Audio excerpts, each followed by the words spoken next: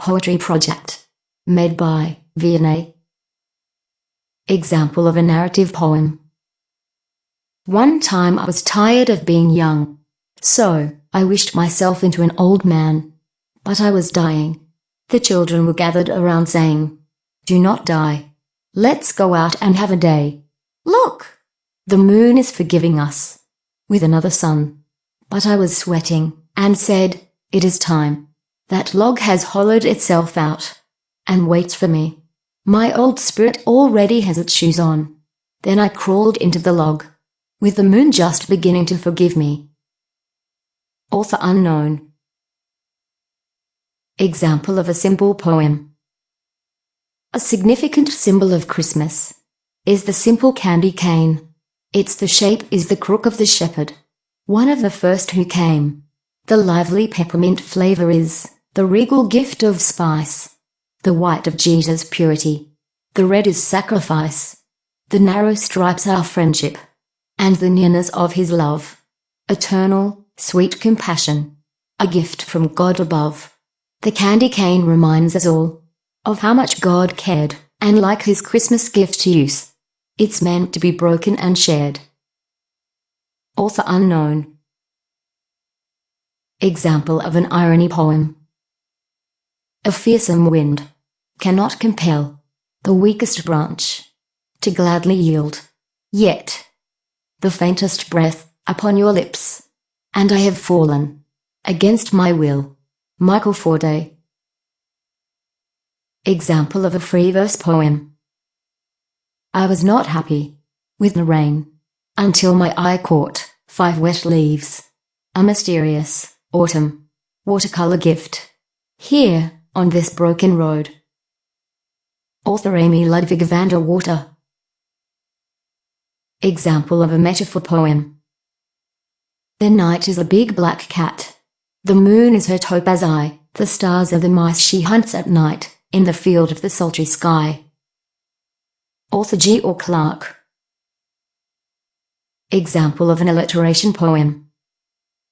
While I nodded, nearly napping, suddenly there came a tapping. Author Edgar Allan Poe. Example of a ballad poem. There is a voice inside of you that whispers all day long, "I feel that this is right for me, I know this is wrong." No teacher, preacher, parent, friend, or wise man can decide what's right for you. Just listen to the voice that speaks inside. Author Shel Silverstein. Example of an ambiguity poem. As for me, I'll sit here and judge from the comfort of my settee in a self-righteous haze of hypocrisy, cigarettes, and green tea. Author Tim Shelton. Example of a couplet poem. Once I dive into these pages, I may not come out for ages. Books have powers over me. Inside a book I am not free, I am a prisoner in a land of my print on paper in my hand. But do not worry, do not fear, I am happy captive here. Author Amy L.V. Example of a hyperbole poem. They say that carrots are good for your eyes, they swear that they improve your sight, but I'm seeing worse than I did last night. You think maybe I ain't using 'em right. Author Shel Silverstein. Example of an idiom poem. We gave you a chance to water the plants. We didn't mean that way, now zip up your pants. Author unknown. Example of a personification poem. It's spring, and the garden is changing its clothes, putting away its dark winter suits, its dull scarves, and drab-down overcoats. Now it wraps itself in green shoots, slips blouses sleeved with pink and white blossom, pulls on skirts of daffodil and primrose, snowdrop socks and purple crocus shoes, then dances in the sunlight. Author John Foster. Example of a poem with stanzas. Up in the apple tree, high off the ground, I see an apple, so big and round. I climb up the tree and hold on tight. I pick that apple, and take a bite. Good. Author unknown. Example of a simile poem.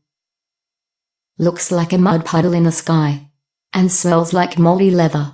It sounds like a giant's stomach rumbling, and feels like being turned inside out. Author unknown. Example of an onomatopoeia poem. The Pied Piper of Hamelin, and ere three shrilled notes the pipe uttered, you heard as if an army muttered, and the muttering grew to a grumbling, and the grumbling grew to a mighty rumbling, and out of the houses the rats came tumbling. Author Robert Browning. Thank you for watching. Credits: Google Images, Google Slides, Slide Talk.